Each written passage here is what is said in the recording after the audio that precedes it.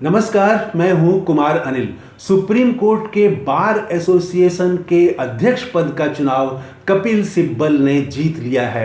ये साधारण जीत नहीं है और न ही बार एसोसिएशन जो सुप्रीम कोर्ट का है वो कोई साधारण संस्था है। आपको याद होगा जब इलेक्टोरल बॉन्ड की सुनवाई चल रही थी सुप्रीम कोर्ट में, तब इसी सुप्रीम कोर्ट बार एसोसिएशन के अध्यक्ष ने राष्ट्रपति को द्रौपदी मुर्मू को पत्र लिखा था और कहा था कि सुप्रीम कोर्ट में जो इलेक्टोरल बॉन्ड की सुनवाई चल रही है उस पर आप रोक लगा दें, सुप्रीम कोर्ट को इलेक्टोरल बॉन्ड पर सुनवाई की इजाज़त नहीं दें।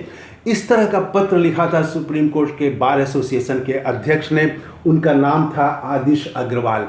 तो उसके बाद क्या हुआ? उसके बाद बार एसोसिएशन की कार्य समिति ने उस पत्र को खारिज कर दिया और फिर से पत्र लिखा कि बार एसोसिएशन कार्य समिति ने, कार्यकारिणी ने अध्यक्ष को ऐसा कोई अधिकार नहीं दिया था कि वो इलेक्टोरल बॉन्ड की सुनवाई जो सुप्रीम कोर्ट में चल रही है उसको रोकने के लिए राष्ट्रपति को कोई पत्र लिखें।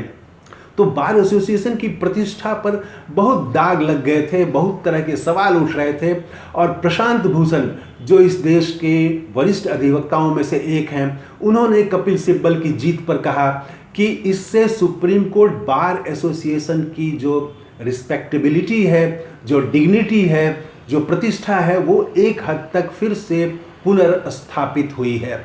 और उन्होंने साथ में ये भी कह दिया कि 4 जून को देश में क्या होने वाला है उसकी भी एक झलक दिखाई पड़ रही है। मैं आपको बता दूं कि कपिल सिब्बल की जीत से देश में दलित और पिछड़े और मुस्लिम खास करके और कमज़ोर वर्ग के लोग, डेमोक्रेटिक प्रोग्रेसिव लोग, ये सारे लोगों में खुशी की लहर है। इस जीत को डेमोक्रेटिक और प्रोग्रेसिव सेकुलर फोर्सेस की जीत बताई जा रही है और इससे एक उम्मीद जगी है इन तबकों में भी कि हमारी लड़ाई, हमारे साथ जो अन्याय हो रहा है वो अब सुप्रीम कोर्ट में मजबूती से और मजबूती से रखी जा सकेगी। तो कपिल सिब्बल के जीत से चारों तरफ इस तबके में खुशी है। भारतीय जनता पार्टी में परेशानी ज़रूर है और जो गोदी पत्रकार हैं वो तो या तो चुप हो गए हैं या वो बहुत चालाकी से अपनी बात कह रहे हैं। अब राजदीप सरदेसाई को देखिए, वो वरिष्ठ एंकर हैं, पत्रकार, जाने माने पत्रकार हैं। उन्होंने सोशल मीडिया एक्स पर लिखा कि भले ही इंडिया गठबंधन देश में लोकसभा का चुनाव नहीं जीत पाए, लेकिन कपिल सिब्बल चुनाव जीत गए हैं।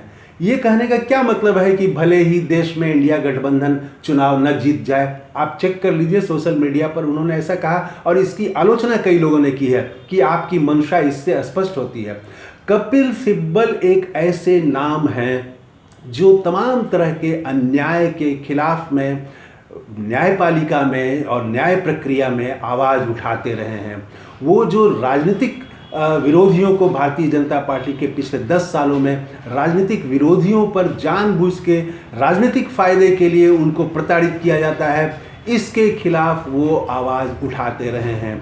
अभी अरविंद केजरीवाल को सुप्रीम कोर्ट से जमानत मिली तो इस पर देश के गृह मंत्री ने कहा कि इनको स्पेशल ट्रीटमेंट दिया गया है।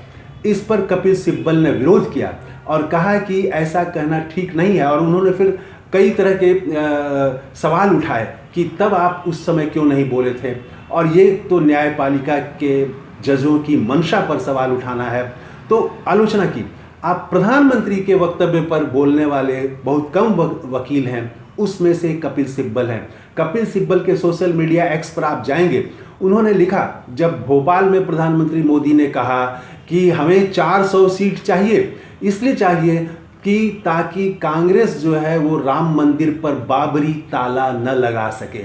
इस पर कपिल सिब्बल ने कहा कि ये सीधे सीधे एमसीसी का उल्लंघन है, मॉडल कोड ऑफ कंडक्ट का, चुनाव आचार संहिता का उल्लंघन है। इलेक्शन कमीशन को कार्रवाई करनी चाहिए। हालांकि वो इलेक्शन कमीशन की भूमिका पर भी बहुत कड़े ढंग से टिप्पणी करते रहे हैं कि ये इलेक्शन कमीशन किस तरह से काम कर रहा है और जो सबको बराबर का अधिकार मिलना चाहिए था प्रचार करने का, काम करने का, जनता के बीच जाने का, वो लेवल फील्ड नहीं दे रहा है इलेक्शन कमीशन। ये आवाज़ उठाते रहे हैं। कपिल सिब्बल जो है वो कोर्ट में भी मुखर रहे हैं। कविता जो तेलंगाना की पूर्व मुख्यमंत्री की बेटी हैं, उनके बेल के लिए वो सुप्रीम कोर्ट में उपस्थित हुए थे। सुप्रीम कोर्ट ने उनको बेल देने से इनकार कर दिया था। तब उन्होंने कहा था कि सुप्रीम कोर्ट का जब इतिहास लिखा जाएगा तो इस कालखंड को स्वर्णिम काल के रूप में नहीं लिखा जाएगा। इस पर तब न्यायाधीश ने कहा था कि देखते हैं, और फिर इस तरह से वो लगातार वो बोलते रहे हैं, मुखर आवाज़ रहे हैं कपिल सिब्बल, खास करके दलित, पिछड़े, कमज़ोर, मुस्लिम, डेमोक्रेटिक, प्रोग्रेसिव, विरोध पक्ष की आवाज़ को, जनता की आवाज़ को वो उठाते रहे हैं और उसकी लड़ाई लड़ते रहे हैं, एक कार्यकर्ता की तरह लड़ाई लड़ते रहे हैं। चाहे वो उमर खालिद का भी वो केस देख रहे हैं। तो ऐसे तमाम तबकों में एक खुशी की लहर है और भारतीय जनता पार्टी के खेमे में उदासी आ गई है। यहाँ पर ये ध्यान देना जरूरी है कि कांग्रेस ने क्या कहा। कांग्रेस के जयराम रमेश ने कहा कि कपिल सिब्बल की जीत देश में डेमोक्रेटिक, प्रोग्रेसिव, लिबरल और सेकुलर लोगों की जीत है।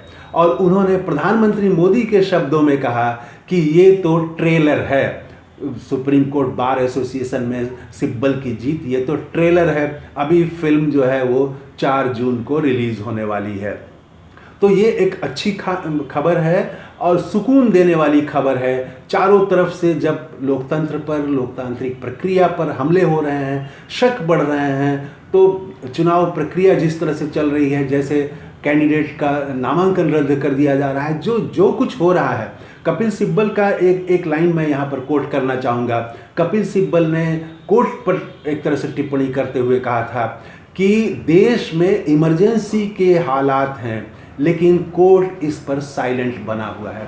ऐसा बोलने वाला देश में बहुत कम अधिवक्ता हैं, उसमें से एक हैं कपिल सिब्बल, और उनकी जीत पर चारों तरफ से बधाइयाँ मिल रही हैं। और इस सेक्शन में, कमज़ोर वर्ग में, और जो डेमोक्रेसी को चाहने वाले लोग हैं, सेकुलर दिमाग रखने वाले लोग हैं, उनमें खुशी की लहर है। तो थैंक यू, धन्यवाद, जय हिंद।